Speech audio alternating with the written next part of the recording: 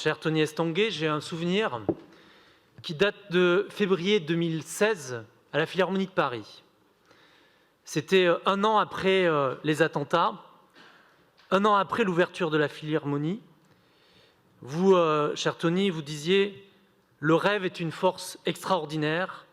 Ce rêve, c'est celui de Paris 2024. » Vous disiez aussi « Célébrer les Jeux à Paris, c'est donner la chance à chaque Français, notamment à notre jeunesse, la génération 2024, de vivre ses propres instants de magie, de vibrer, de se laisser envahir par une énergie positive. Avec Paris, nous portons également l'ambition de laisser un héritage, de transformer durablement le quotidien des gens. Permettre à chaque Français d'avoir accès au sport, mettre le sport dans la ville, développer le sport santé, l'engagement citoyen, tous ces objectifs guideront notre candidature. Eh bien, Madame la maire, c'est bien sur ces objectifs que le groupe communiste s'est engagé pour soutenir la candidature de Paris. Aujourd'hui, le rêve est réalité. Évidemment, nous avons voulu, comme beaucoup d'entre nous, comme beaucoup de Français, une candidature sobre, mais une candidature qui réponde aux besoins de la population. Nous avions d'ailleurs soutenu 2 communications importantes au Conseil de Paris.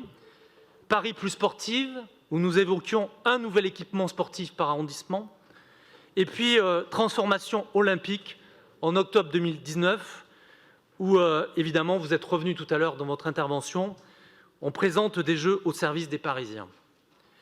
Oui, la priorité, c'est l'héritage pour les futures générations, et l'héritage, c'est ce que nous aurons construit entre 2017 et 2024. C'est ce qu'il y aura après les Jeux, en comparaison à ce qu'il y avait avant les Jeux. Entre-temps est passée par là la crise de la Covid-19. Cette crise a permis aux Français et puis au monde entier de prendre conscience de l'importance des activités physiques et sportives pour la santé, pour le bien-être, pour l'épanouissement. D'ailleurs, beaucoup de Parisiens ont repris le sport dans cette période et beaucoup de médecins que nous avons d'ailleurs interrogés grâce à Geneviève Garridos en 7e commission nous ont dit qu'il était très important, dans cette période de crise sanitaire, de faire du sport. La Covid, ça a été aussi le coup d'arrêt pour le sport associatif qu'il faut absolument relancer. Je voudrais dire que notre priorité, c'est vraiment s'adresser à ces bénévoles qui font vivre le sport au quotidien, à ces jeunes, à ces sportifs, à ces sportifs, à ces associations qui veulent rentrer justement dans le développement du sport pour tous, dans le handisport, permettre à des personnes porteurs de handicap de faire du sport, comme une association que j'ai visitée la semaine dernière, qui s'appelle Viacti, dans le 12e arrondissement. C'est ces clubs qui veulent féminiser les pratiques, notamment je pense à la Camilienne dans le 12e, qui veut développer le sport féminin, mais d'autres clubs de football, pour arriver à une égalité de pratiques entre femmes et hommes dans le sport.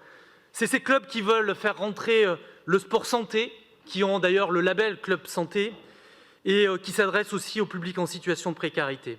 C'est un processus de démocratisation pour que tout le monde ait accès au sport.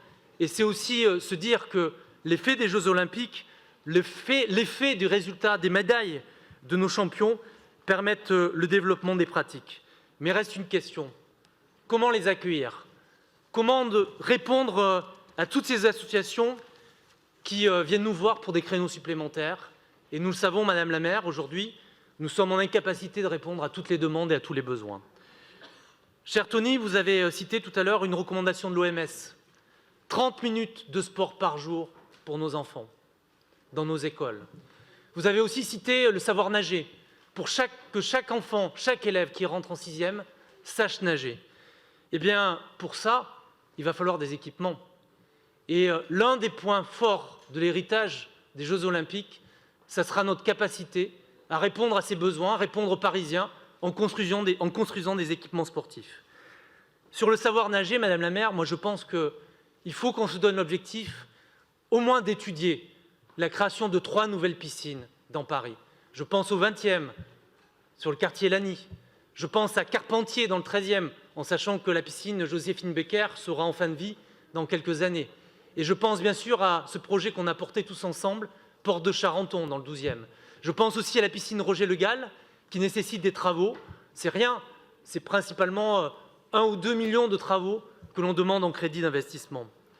Je pense aussi à un sport phare des Jeux Olympiques, c'est l'athlétisme.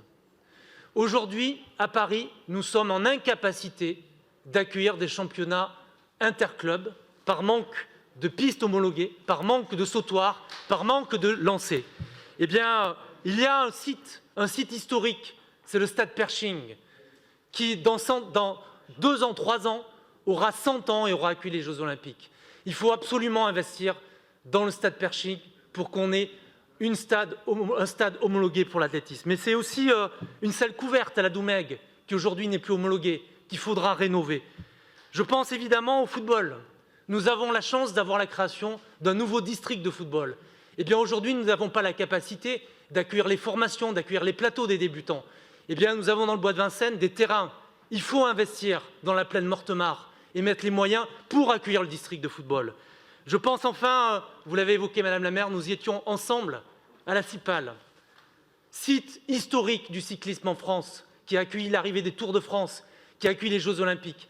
Eh bien, faire renaître cette piste, comme on l'a vécu avec Nuit Blanche, permettre d'avoir un Grand Prix de Paris de cyclisme, nécessite de rénover cet équipement. C'est pour ça, Madame la maire, que j'ai déposé un vœu à ce Conseil de Paris qui demande d'investir fortement dans nos équipements. Je terminerai en vous disant, Madame la maire, symboliquement, on ne peut pas moins investir que lors des précédents mandats. Ce serait un contresens historique. Je vous remercie. Merci, cher Nicolas.